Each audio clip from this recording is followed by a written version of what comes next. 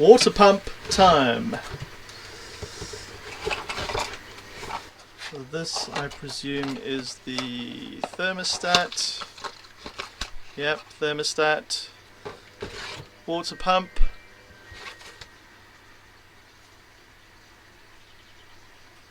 Oh, isn't that pretty?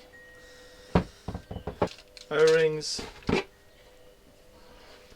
A new thermostat flange.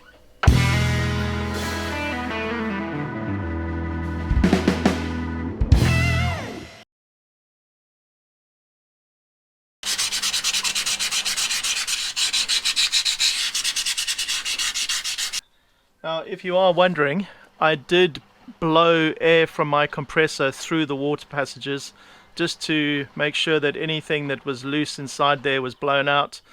That's the water pump that was removed from here. You can see there's the old thermostat and the seal. You can see there's an O-ring there that is completely flat. Definitely had a water leak. Look at that. You see that there? So I've got 4 bolts. 1, 2, 3, 4. Just in case you think I was going to put those rusty bolts back, I've given them all a good clean. And what I'm going to do is I'm just going to put each of them in to begin with, just with a little bit of copper slip, because these will be steel bolts going into an iron block.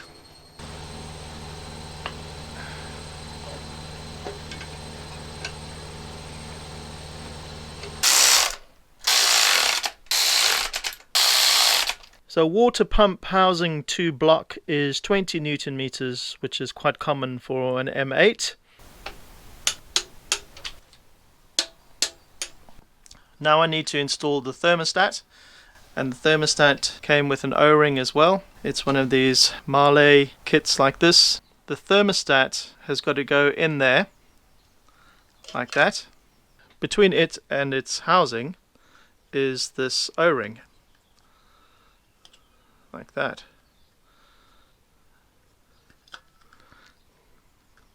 Kind of goes like that. And then it's held in place with 2 bolts. And it's got to face towards the left-hand side of the engine. Get that in place like that.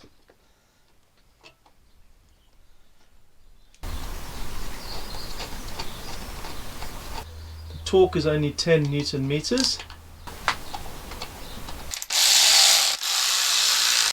I've got my torque wrench. It's set to 10 Newton meters. Water pump, thermostat, and thermostat housing fitted. This is the one that I removed from the engine, and I'm not going to put it back because these things fail and they leak. There is a video about my T4 where my coolant went black, all thanks to a failed oil cooler. So these aren't very expensive, so this is not going back on to that engine. I'm now going to fit the oil cooler, which is this contraption over here, and the O-ring bit at the top there needs to go up like that, and these 2 stubby ends, the inlet and outlet for the coolant, need to face forward. There is a big 27mm nut that holds the whole lot together. That's got to be tightened up to 25 Newton meters. Before this all gets fitted, I need to just lubricate that. Now I don't have any engine oil to hand, so I'm just going to use my assembly lube, and that is just to make sure that that stays in position and gets squished really nicely up against that surface underneath there. I just need to make sure that that surface is nice and clean. Give that just a little bit of lube. Like that. Now this assembly lube is made for this kind of thing. Just slide that on, like that. Grab the 27mm nut. Now that nut will hold the oil cooler in place, and then the oil filter screws onto the remaining thread over there underneath. So I need to tighten that up to 25 Newton meters.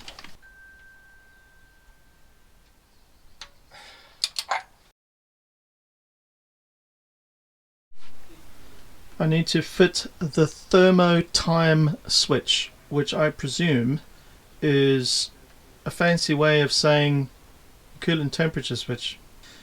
It's got a little copper washer on it that I can't get off. Now generally these little copper washers are crush washers to stop them from leaking. So what I'm going to do is I'm just going to put a little bit of thread seal or thread locker right on the end there, just to try and help seal this up.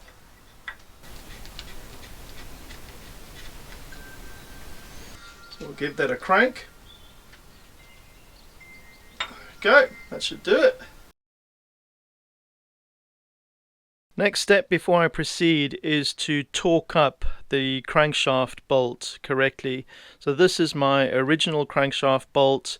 I'm told that these need to be replaced each time you remove them because they are stretch bolts. I don't know if that's necessarily true or not, but here we go. The only one that I could get as a replacement is one of the newer 12-sided bolt styles. That's the part number over there. Now, it differs from the hex bolt in that obviously that is a standard hex bolt, 6-sided, and then it has this multi-sided bolt as a replacement with the collar. This has also got a collar.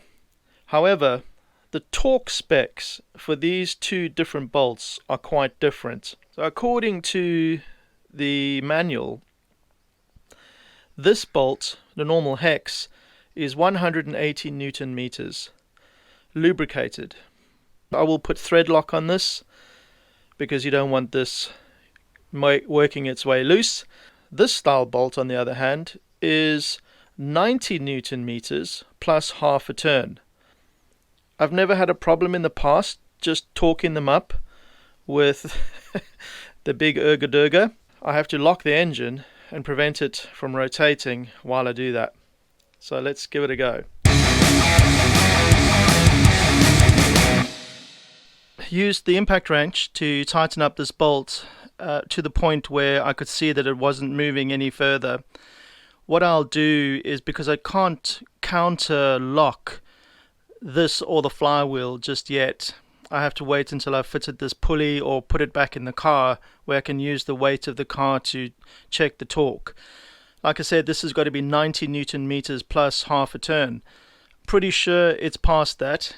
I'm going on with the impact wrench, and I don't want to over tighten it and snap it, of course, which I think is highly unlikely. So I'm just going to rotate this now to TDC. I've got a pink mark up there, a pink mark down there, and then a pink mark at the back of the engine as well. There we go. So now I'll move on to fitting the lower auxiliary belt pulley, plus the alternator and the water pump pulley. Just giving the main pulley a coat of rust converter, because I'm not restoring this. I am just making look old, which it is.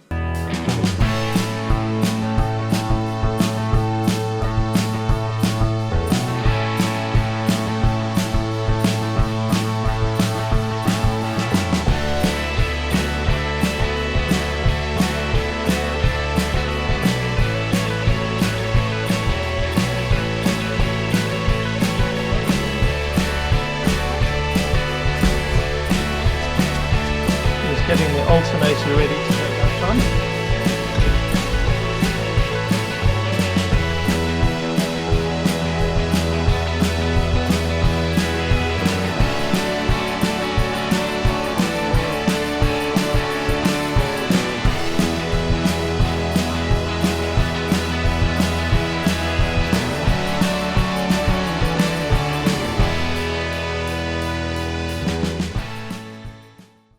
So that is the correct auxiliary belt that should run around those two bottom pulleys and then around the alternator.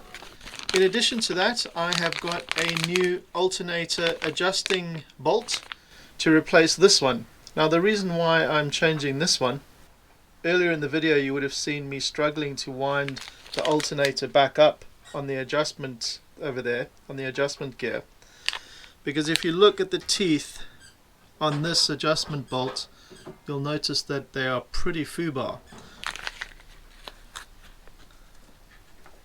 And that'll allow me to adjust the alternator to the correct tension without too much stress. Now before I go too far with that adjustment, I'm going to see if this new belt actually fits. Well, that looks better already. Let's have a look. Yes, baby!